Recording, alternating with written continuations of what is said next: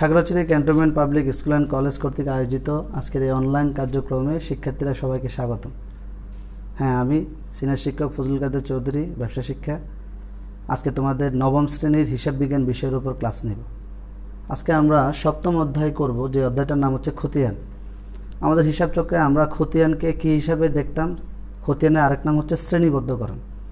অর্থাৎ আমাদের জাবেদায় যে লেনদেনগুলো তারিখের ক্রম অনুসারে লেখা হতো, খতিয়ানে সেগুলোকে আমরা প্রত্যেকটাকে শ্রেণীতে ভাগ করে ফেলব, যাতে সেখান থেকে আমরা প্রতিটা হিসাবের জের বের করতে পারি, যে আমার এই সম্পূর্ণ মাসে বা বছরে এই হিসাবে কী পরিমাণ উদ্ধৃত রইল, এটা বের করা যায়।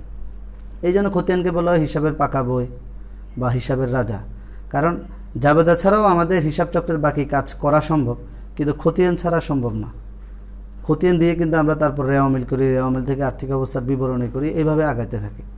এই জন্য খতিয়ানকে বলা হয় হিসাবের পাকা বই অথবা হিসাবের রাজা। খতিয়ানকে আমরা দুই ভাগে করি, একটা হচ্ছে টি ছক আর একটা হচ্ছে চলমান জের ছক। একটা টি ছক, একটা চলমান জের ছক। টি ছকের ঘর হচ্ছে যে, তোমরা যদি বইয়ের মধ্যে দেখো 8টি ঘর: তারিখ, বিবরণ, জাবেদা পৃষ্ঠা, টাকা, তারিখ, বিবরণ, জাবেদা পৃষ্ঠা, টাকা। পৃষ্ঠা নম্বর 86-তে আছে। তো এভাবে মনে রাখবে, টি ছকের ঘর হচ্ছে 8টি। ডেবিট দিকে 4টি ঘর, ক্রেডিট দিকে 4টি ঘর। ডেবিটে হচ্ছে তারিখ, বিবরণ, জাবেদা পৃষ্ঠা, টাকা। একইভাবে ক্রেডিট দিকে তারিখ, বিবরণ, জাবেদা পৃষ্ঠা, টাকা। এই যে 86 পৃষ্ঠায় 4টি 8টি। আর চলমান জের ছকের মধ্যে মূলত 6টি ঘর। একটা অঙ্কে দেখো, তারিখ, বিবরণ, জাবেদা পৃষ্ঠা, ডেবিট টাকা, ক্রেডিট টাকা। আর জেরকে দুই ভাগে ভাগ করেছে, একটা ডেবিট জের আর একটা ক্রেডিট জের। তাহলে তারিখ, বিবরণ, জাবেদা পৃষ্ঠা, ডেবিট টাকা, ক্রেডিট টাকা। উদ্ধৃত বা জেরের ঘরে আবার দুই ভাগ, ডেবিট জের, ক্রেডিট জের। এই হচ্ছে আমাদের টিছক করার, টিছক পদ্ধতিতে খতিয়ান করার দুইটা নিয়ম। একটা টিছক, একটা খতিয়ানের দুইটা নিয়ম, একটা টিছক আর একটা চলমান জের ছক। তো আজকে আমরা পুরাতন একটি প্রিন্টার মেশিন বিক্রয় 3200 টাকা। জানুয়ারি 18 মেয়াদ উত্তীর্ণের কারণে জাহান ড্রাগসকে ঔষধ ফেরত 6000 টাকা। জানুয়ারি 27 নগদে ঔষধ বিক্রয় 1,40,000 টাকা। প্রথম প্রশ্ন, উপযুক্ত তথ্য হতে প্রারম্ভিক মূলধনের পরিমাণ নির্ণয় করো। খ, জানুয়ারি 3 থেকে জানুয়ারি 27 তারিখের লেনদেনের সাধারণ জাবেদা দেখাও। গ, উপযুক্ত লেনদেন সময়ের ভিত্তিতে নগদান হিসাব, অফিস সরঞ্জাম হিসাব, ক্রয় হিসাব ও পাওনাদার হিসাব প্রস্তুত করো। এখানে একটা জিনিস খেয়াল করো, যে এই যে খতিয়ানগুলো আমরা করব, কোন পদ্ধতি এটা উল্লেখ নেই। এটা টি ছকও হতে পারে, চলমান জের ছকও হতে পারে। তো শিক্ষার্থীরা সাধারণত সময় কমের জন্য চলমান জের ছকটাকে পছন্দ করে, যেহেতু একটু সময় কম লাগে, দ্রুত করা যায়। তো আমরা যদি কয়ে আসি, প্রথমে প্রারম্ভিক মূলধনের পরিমাণ। সৃজনশীল 1,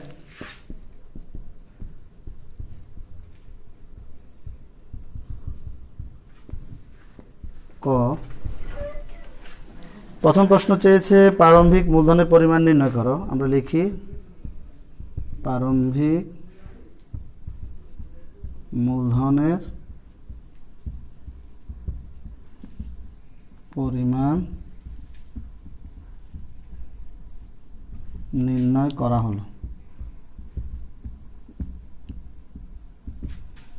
এটা সিম্পল ঘর করলেই হলো।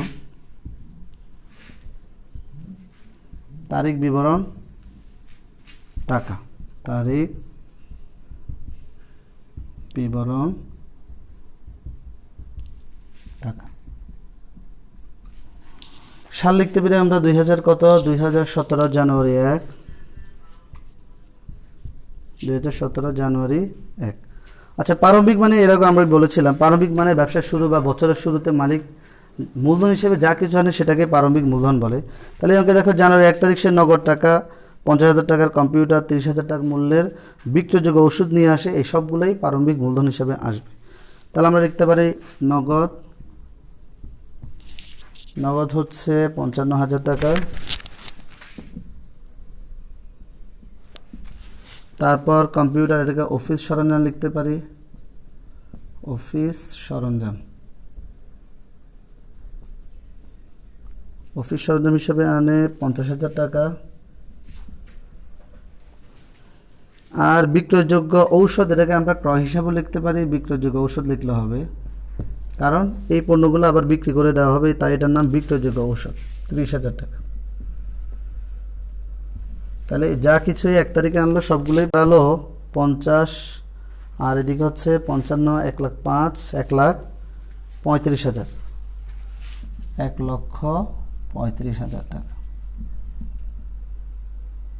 ক্লোজ চিহ্ন। তাহলে এই গেল প্রারম্ভিক মূলধনের পরিমাণ নির্ণয়।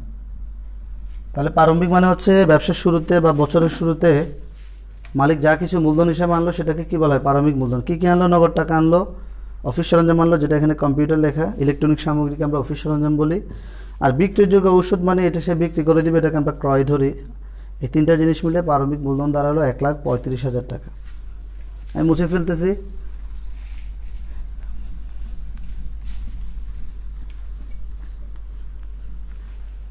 এখন ক্ষয়ের মধ্যে চেয়েছে জানুয়ারি 3 থেকে জানুয়ারি 27 তারিখের লেনদেনের সাধারণ জাবেদা। তাহলে আমরা সাধারণ জাবেদার ঘরটা আঁকি। এটা আমরা ষষ্ঠ অধ্যায়ে শিখেছি। সাধারণ জাবেদার মোট ঘর হচ্ছে 5টি।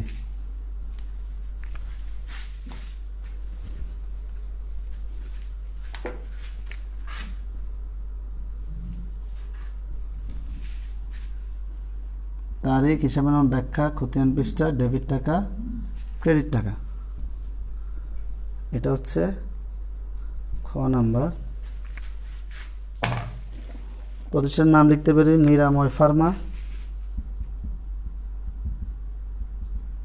নিরাময় ফার্মা সাধারণ জাবেদা।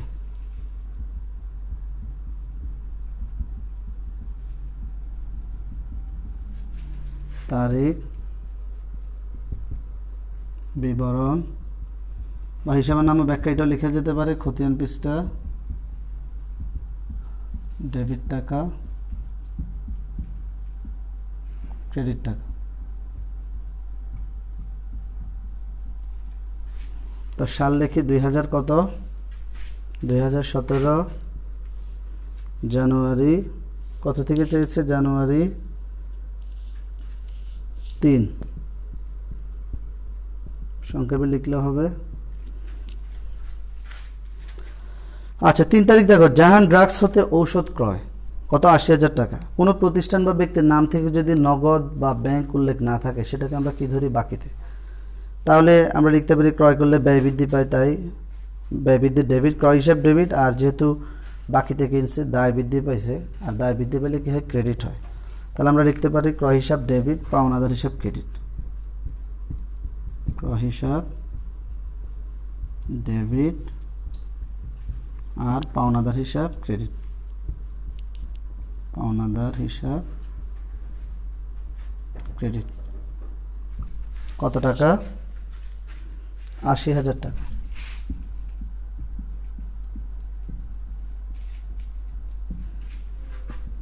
কারণ লিখতে পারি জাহান ড্রাগস হতে ঔষধ ক্রয় বা বাকিতে ঔষধ ক্রয়, যেটা লিখে হবে বাকিতে ঔষধ ক্রয়।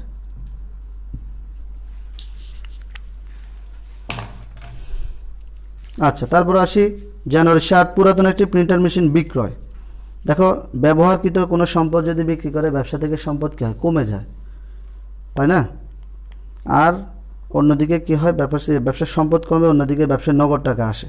যেহেতু প্রিন্টার মেশিন বিক্রি করে আমরা টাকা পেয়েছি, তাহলে সম্পদ বৃদ্ধি পেলে ডেবিট। আবার অন্যদিকে প্রিন্টার মেশিন নামক সম্পদ ব্যবসা থেকে কমে গেল, আবার সম্পদ হ্রাস পেলে ক্রেডিট।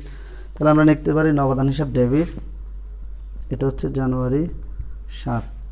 তাহলে নগদ টাকা যেহেতু আসছে আমরা লিখতে পারি নগদান হিসাব ডেবিট। আর যেহেতু সম্পদ চলে গেছে ব্যবসা থেকে, সম্পদ হ্রাস পেলে ক্রেডিট হয়, তাই আমরা এখানে প্রিন্টার মেশিনকে অফিস সরঞ্জাম লিখতে পারি। ইলেকট্রনিক সামগ্রী, অফিস সরঞ্জাম হিসাব ক্রেডিট। কত টাকা? 3,200 টাকা।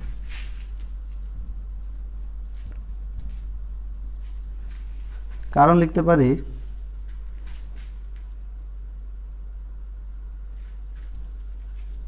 পুরাতন প্রিন্টার মেশিন বিক্রয়। পুরাতন প্রিন্টার মেশিন বিক্রয়, কারণটা প্রশ্ন থেকে দেখে লিখলে হবে পুরাতন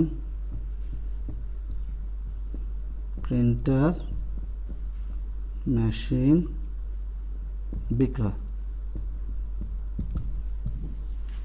এইগুলো দুইটা এন্ট্রি। এখন সৃজনশীল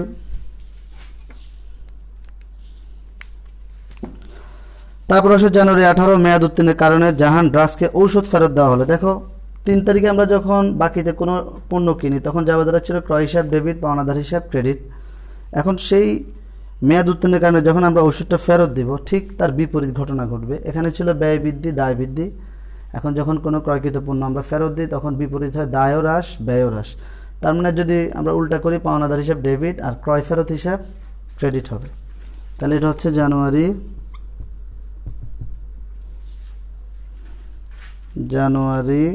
18।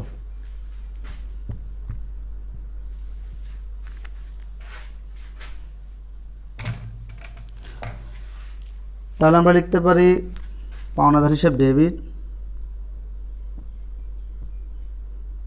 পাওনাদার হিসাব ডেবিট, ক্রয় ফেরত হিসাব ক্রেডিট।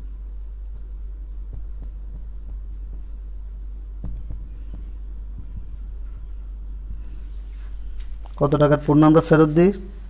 ৬,০০০ টাকার পণ্য।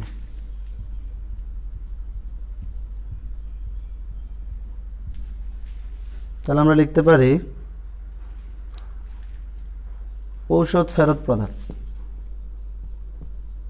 ঔষধ ফেরত প্রদান।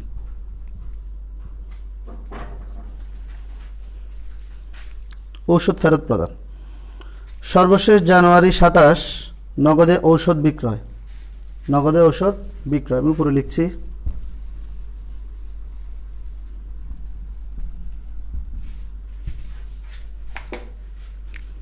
জানুয়ারি 27 নগদে ঔষধ বিক্রয়। আচ্ছা, নগদে যদি বিক্রি করি কি হয় ব্যবসায় বলো? ব্যবসা নিশ্চয় নগদ টাকা আসে। তাহলে একদিকে ব্যবসার সম্পদ বৃদ্ধি পেল, অন্যদিকে বিক্রয় করাতে ব্যবসার আয় বাড়ে, আর আয় বৃদ্ধি পেলে কি হয়? ক্রেডিট হয়। তাহলে এটা জাবেদা হবে নগদান হিসাব ডেবিট, নগদান হিসাব ডেবিট, আর বিক্রয় হিসাব ক্রেডিট, বিক্রয় হিসাব ক্রেডিট। কত টাকা আমরা নগদে বিক্রয় করি? 1,40,000 টাকা, 1,40,000 টাকা। আমরা কারণটা লিখতে পারি নগদে ঔষধ বিক্রয়। কারণটা প্রশ্ন থেকে দেখে লিখলে হবে নগদে ঔষধ বিক্রয়। এই ছিল জানুয়ারি 7, জানুয়ারি 18 এবং জানুয়ারি 27। লাস্টেরটা ছিল যখন নগদে বিক্রি করি ব্যবসায় নগদ টাকা আসাতে সম্পদ বৃদ্ধি পায়, আর সম্পদ বৃদ্ধি পেলে ডেবিট, অন্যদিকে বিক্রয় করলে আয় বৃদ্ধি পায়, আর আয় বৃদ্ধি পেলে কি হয়? ক্রেডিট হয়। আচ্ছা, এখন আসি গয়ের মধ্যে। উপযুক্ত লেনদেনের ভিত্তিতে নগদান হিসাব, অফিস সরঞ্জাম হিসাব, ক্রয় হিসাব, পাওনাদার হিসাব প্রস্তুত করো। 4টা খতিয়ান করতে হবে। আমি মুছে ফেলতেছি 4টা খতিয়ান।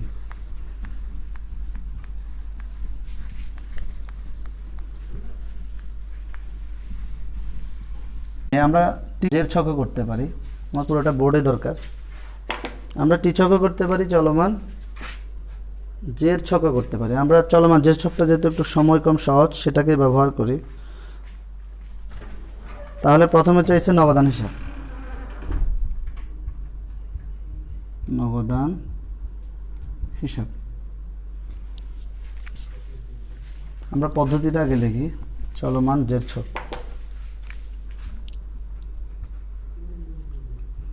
চলমান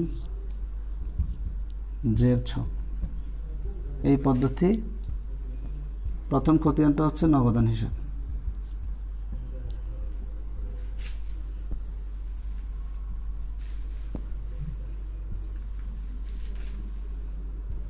তারিখ, বিবরণ, জাবেদা পৃষ্ঠা, ডেবিট টাকা, ক্রেডিট টাকা, জেরে ভাগ করে ডেবিট জের, ক্রেডিট জের। আচ্ছা, এই হচ্ছে 6টি ঘর। আমরা ঘরগুলোর নাম লিখি তারিখ,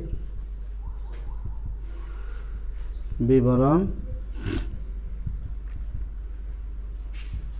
জাবেদা পৃষ্ঠা,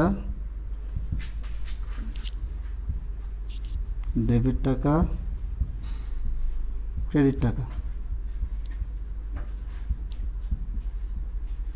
আর এটা উদ্ধৃত বা জের,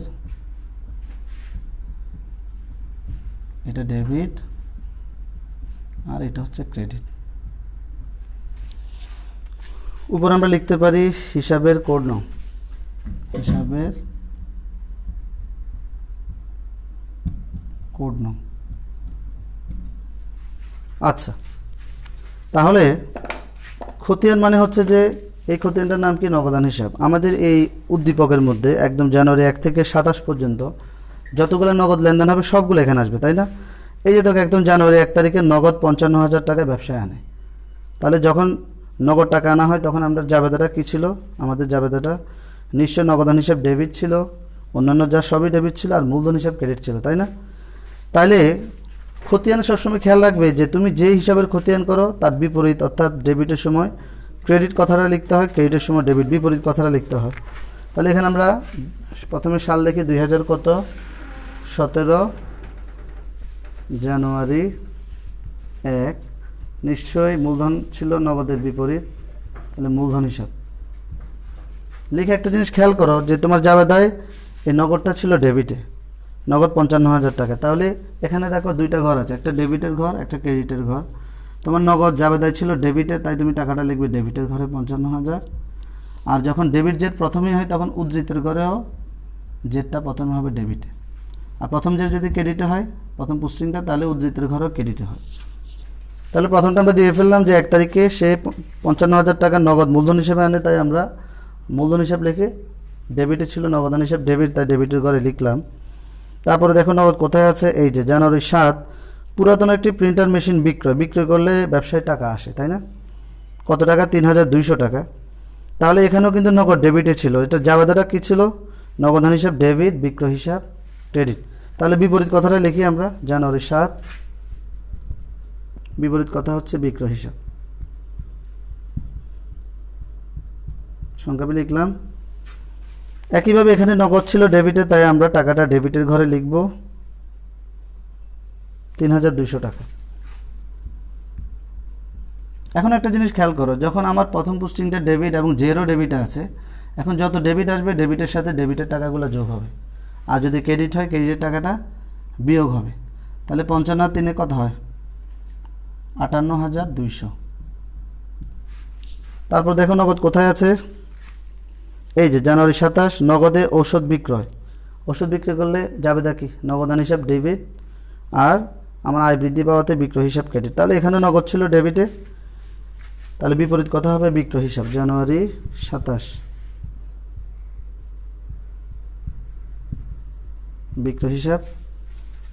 আচ্ছা, আগেরটা কিন্তু বিক্রয় হবে না, কারণ প্রিন্টার মেশিন বিক্রয়, সম্পদ চলে গেছে, এটা বিক্রয় না হয়ে অফিস সরঞ্জাম হবে, কারণ এটা তো আমাদের বিক্রয়ের জন্য কিনা ছিল না, ব্যবহারের জন্য ছিল, তাই বিপরীত কথা হবে অফিস সরঞ্জাম, অফিস সরঞ্জাম হিসাব।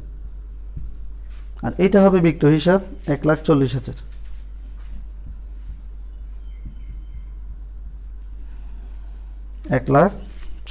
তাহলে টোটাল যোগফল দাঁড়ালো 1,98,200, অর্থাৎ 200 তো ঠিক থাকলো, 8 আর 4 12, 8 0 8, আর 5 5 4 9, আর এদিকে 2 জায়গা হচ্ছে না, আমি একটু বাঁকা করে লিখি, 1,98,200। আজকে কলমটাও একটু অবস্থা ভালো না। আচ্ছা, বুঝে নাও। তাহলে 1,40,000, ওই যে দেখো প্রথম পোস্টিং ডেবিট ছিল, তার সাথে জের সাথে যত ডেবিট আসছে যোগ হচ্ছে, যদি ক্রেডিট আসতো কী হইতো? বিয়োগ হইতো। এটা হচ্ছে চলমান জের ছক পদ্ধতির নিয়ম, যে ডেবিট যখন জের প্রথম হয় তখন যত ডেবিট যোগ, ক্রেডিট হলে বিয়োগ, আর প্রথমটা যদি জের ক্রেডিট হয় তাহলে যত ক্রেডিট হয় যোগ হবে, আর ডেবিট হলে বিয়োগ হবে। আচ্ছা, এটা হচ্ছে প্রথম খতিয়ানটা, আপাতত এটা শেষ। নগদ এই অঙ্কের মধ্যে আমরা 3টা তারিখে নগদ পেয়েছি, একটা হচ্ছে 1 তারিখ, একটা 7 তারিখ, একটা 27 তারিখ, 1,98,200। পরের খতিয়ান হচ্ছে অফিস সরঞ্জাম হিসাব। হ্যাঁ, আমি তোমাদের একটু সহজ করে দিচ্ছি, আমি শুধু নাম চেঞ্জ করে দিচ্ছি, একই ঘর থাকবে, যেহেতু সময় কম মুছে ফেলতেছি আমি।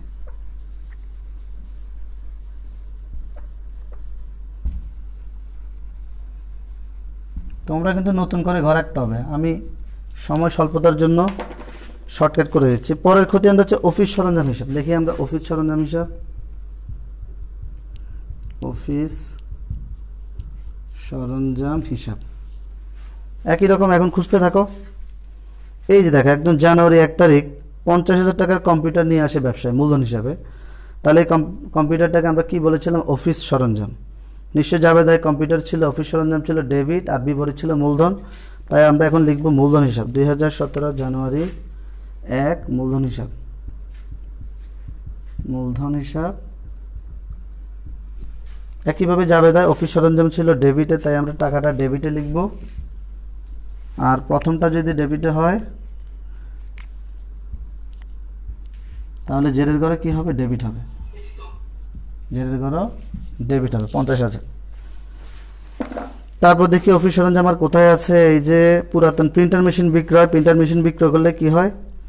একদিকে ব্যবসায় নগদ টাকা আসে, অন্যদিকে আমাদের সম্পদ কমে গেল অফিস সরঞ্জাম। এখানে অফিস সরঞ্জামটাকে কমাতে হবে। তাহলে আমরা বিপরীত কথা লিখব নগদান হিসাব। নগদান হিসাব। কারণ কি? জাবেদারা ছিল নগদান হিসাব ডেবিট, অফিস সরঞ্জাম হিসাব ক্রেডিট।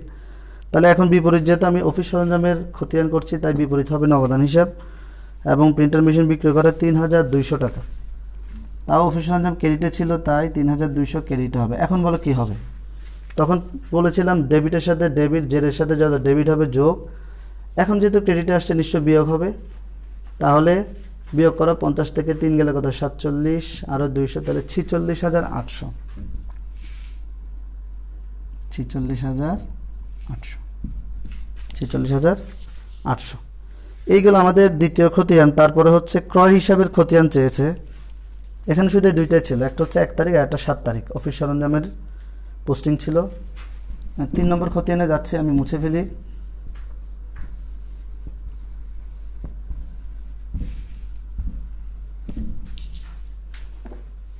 তারপরে খতিয়ানটার নাম হচ্ছে ক্রয় হিসাব। এখানে লিখি ক্রয়ের খতিয়ান। একইভাবে খুঁজতে থাকো কোথায় কোথায় ক্রয় আছে। দেখো, জানুয়ারি 1 তারিখ 30,000 টাকা মূল্যের বিক্রয়যোগ্য ঔষধ নিয়ে ব্যবসা শুরু, এটা একটা ক্রয়। তারপরে জাহান ড্রাগসতে ঔষধ ক্রয় বাকিতে, এটাও ক্রয়। এটা তো ফেরত, তাহলে দুইটা। তাহলে লিখি 2017 জানুয়ারি 1। একইভাবে প্রথম জাবেদায় কী ছিল? ক্রয় হিসাব ডেবিট 1 তারিখে, আর মূলধন ছিল ক্রেডিটে। তাহলে আমরা এখন বিপরীত কথা মূলধন হিসাব লিখব। মূলধন হিসাব লিখে, যেহেতু ক্রয় ডেবিটে ছিল, তাই টাকাটা ডেবিট হবে 30,000 টাকা। আর প্রথম পোস্টিং যদি ডেবিট হয় 30, তাহলে জেরের ঘরে হবে ডেবিটেই 30,000, যেহেতু ডেবিট জের। আচ্ছা, দিলাম ডেবিট জের 30,000। তারপর এই যে বাকিতে ক্রয় করে, জাহান ড্রাগসতে ঔষধ ক্রয় 80,000 টাকা, এটা বাকিতে ছিল। এটা জাবেদা ছিল কি? আমরা ক্ষয় করেছিলাম। ক্রয় হিসাব ডেবিট, পাওনাদার হিসাব ক্রেডিট। তাহলে জানুয়ারি 3 আমরা বিপরীত কথা লিখতে পারি, যেহেতু ক্রয়ের খতিয়ান পাওনাদার হিসাব। আচ্ছা, এখানে ক্রয় ছিল, তাও ডেবিটে কত টাকা? 80,000 টাকা। তাহলে কি হবে? ডেবিটে ডেবিটে যোগ হবে। তাহলে 30 আর 80 1,10,000 টাকা। 30 আর 80 1,10,000 টাকা। এই দুইটাই ছিল ক্রয়, আর নেই। তারপরে খতিয়ান চেয়েছে পাওনাদার হিসাব। লিখি আমরা পাওনাদার।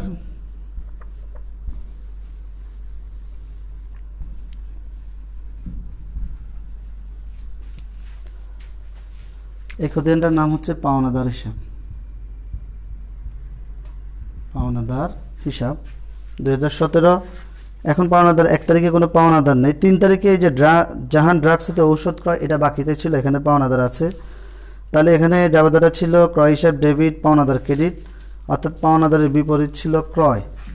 তাহলে এখন আমরা লিখব ক্রয় হিসাব। আর জাবেদার পাওনাদার ছিল ক্রেডিটে, তাই আমরা টাকাটা ক্রেডিটে লিখব। আর যদি ক্রেডিটের প্রথম পোস্টিং হয়, তাহলে জেরের ঘরে এখানে ক্রেডিট হবে। আচ্ছা, তারপর পাওনাদার কোথায় আছে দেখো, জানুয়ারি 18তে ছিল ঔষধ ফেরত দেওয়াতে জাবেদারা ছিল পাওনাদার হিসাব ডেবিট, ক্রয় ফেরত হিসাব ক্রেডিট।